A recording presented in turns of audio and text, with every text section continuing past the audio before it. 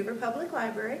Your librarian, Mrs. Lieber, asked me to talk to you today about some books that are not here at Hoover Public Library where I am, but that you can get at your very own Deer Valley Elementary Library. That's right.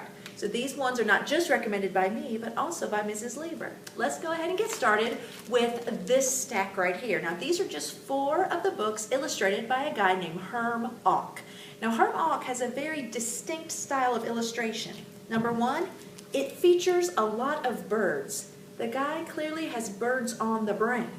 The second thing is that the birds are not just drawn like you would normally see, but they're created out of these collages of feathers and fabric and wallpaper, so it's really quite cool. 2 of the books that I have with me right now are both based on fairy tales. There's Chickarella, which I bet you can guess is Cinderella, and there's Beauty and the Beaks. What does that sound like to you? That's right, Beauty and the Beast.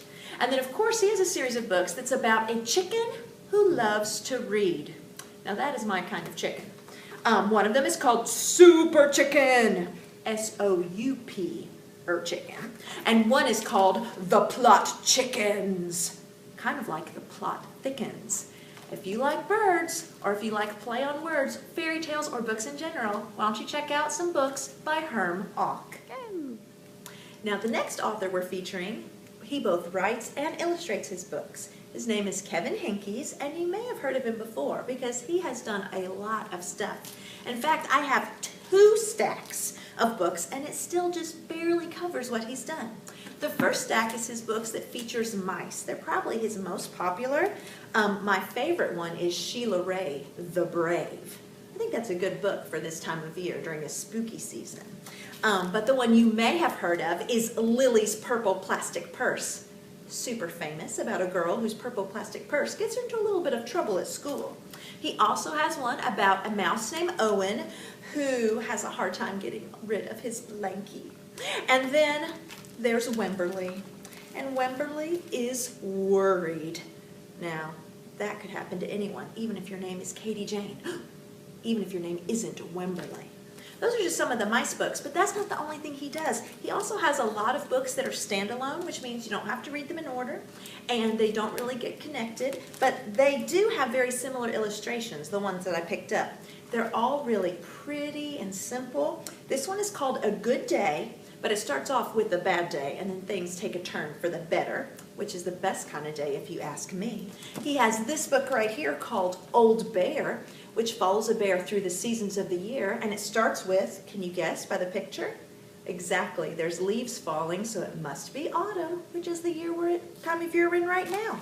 And then if you want to look ahead to spring, he has My Garden, about a girl who imagines a garden filled not with just flowers and vegetables, but bubblegum and lollipops, and chocolate bunnies. Delicious. So, if you like picture books that either help you deal with a problem, like Wemberly Worry, or just make you appreciate the beautiful nature around you, Kevin Henkes is one you should really try. All right, we're going to leave picture books, and we're headed into the world of first chapter books. Now, this series is a series you've probably heard of. You may have even read a few, but we wanted to highlight it anyway, especially these 3 titles. The series is called A to Z Mysteries. And as you can guess, each book focuses on a letter. That's why it's called A to Z. And each book focuses on a mystery. That's why it's called A to Z Mysteries.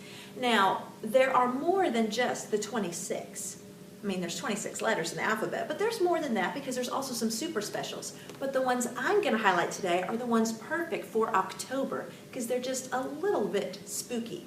One of them is called The Deadly Dungeon. Dun, dun, dun. One of them is called The Haunted Hotel. And one, with an awesome cover, is The Vampire's Vacation. I didn't know vampires took a vacation. They definitely don't during October. So if you're looking for an A to Z you haven't read that's also perfect for a spooky time of year, why don't you try these 3, A to Z Mysteries by Ron Roy. All right, I'm back with another series that you've probably heard of, but we wanted to make sure that you don't forget about it when you're looking for a book at Deer Valley Elementary's library. This series is called Magic Treehouse. I know, everyone's heard of Magic Treehouse. It's super awesome, lots of cool time travel stuff going on. So you know it's going to be a good series any time of year. But did you know that there are some that are especially good for October? I have a few of them right here. What about Mummies in the Morning? Spooky. What about Ghost Town at Sundown? Think there's real ghosts in that ghost town? I hope not. And then one that's specifically about Halloween. It is called Haunted Castle on Hallows Eve. Find out what Jack and Annie get up to in these 3 spooky Magic Treehouse adventures. All right, we're going to change gears a little bit. These are some books that Mrs. Lieber asked me to talk about, and she didn't specifically say, Miss Katie Jane, talk about this exact book.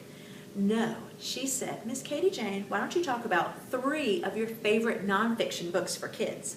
Well, I couldn't limit it to just 3 exact books, but I've limited it to 3 nonfiction series. We're going to start with 1 and then go boom, boom to 2 more. The first series is called How Do You Know the Difference?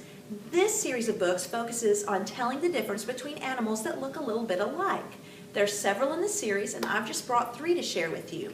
This one is Frog or Toad, and it goes through and tells you all the ways you can spot the difference if you see an animal and try to determine, is it a frog or is it a toad? I also have Insect or Spider, and I also have Shark or Dolphin.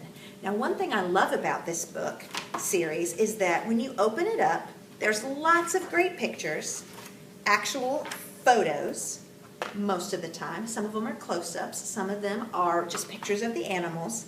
But one thing I especially like is that at the end of the book, it goes back and reviews everything you learned so that you can make the decision about, is it a shark or is it a dolphin? They do that in every one of these titles. So I hope that you will look for Melissa Stewart's nonfiction series, How Do You Know the Difference? All right, guys, the next nonfiction series we're going to talk about is called Start to Finish. And I have just a few titles. There are a lot of books in this series, which I'm so happy about because this series teaches you where some things you use every day, where they come from.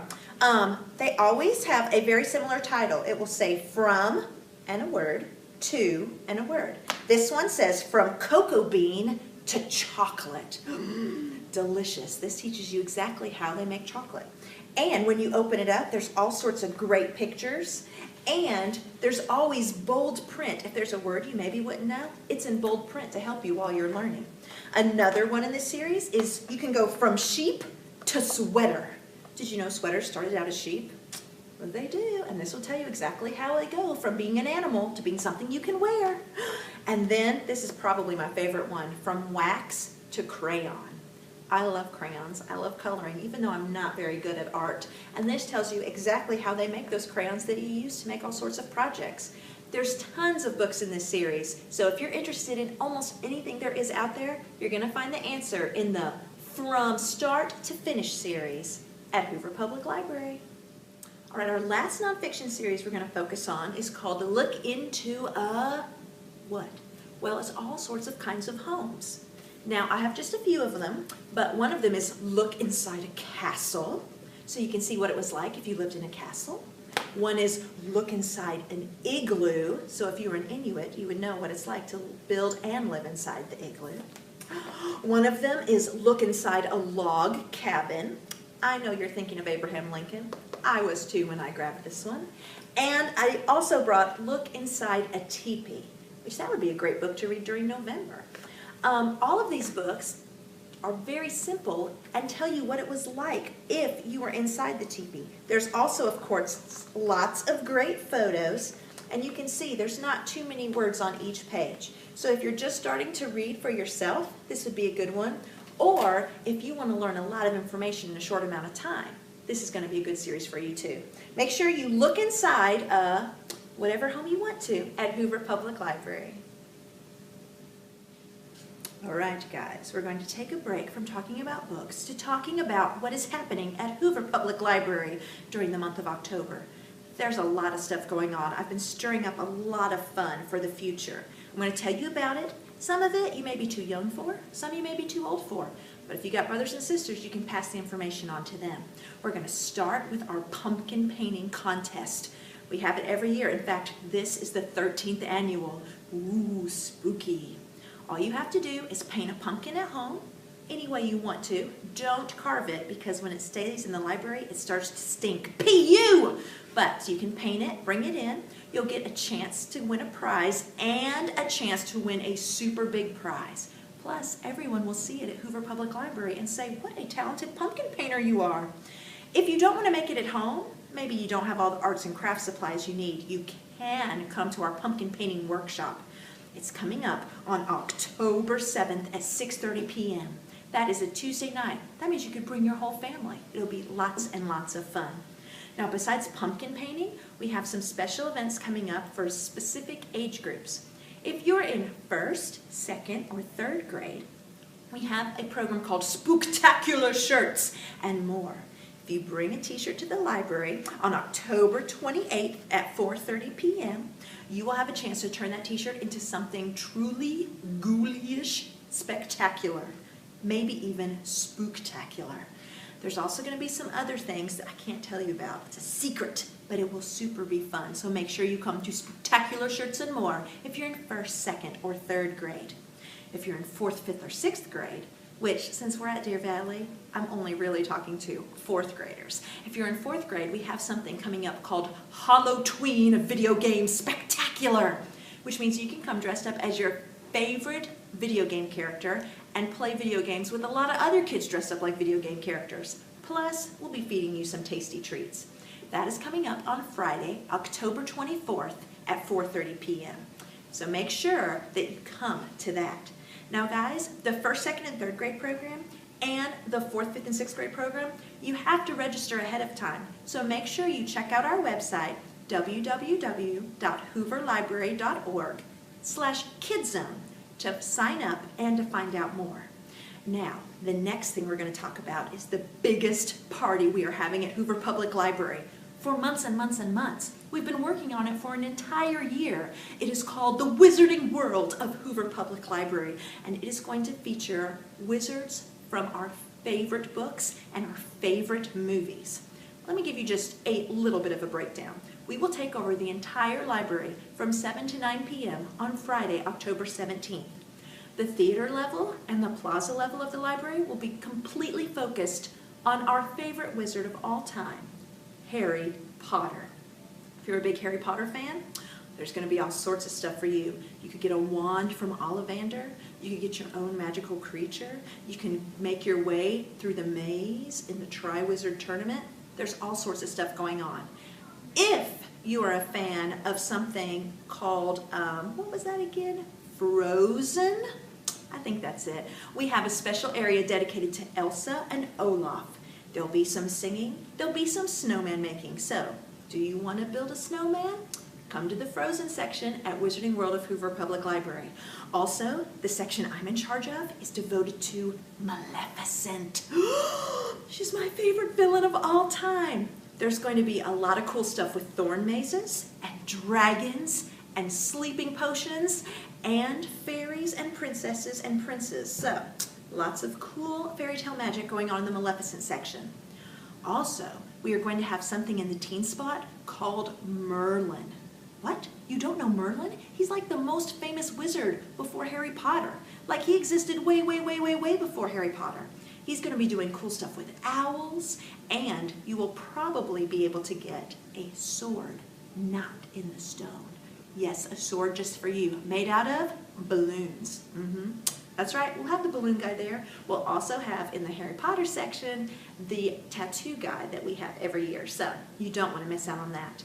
Let's see, what else? Oh yeah, if you want to come to that event dressed as you are for school, totally fine. If you want to come to that event dressed as your Halloween costume, give it a test run, totally fine. If you want to come dressed as one of the characters, totally fine.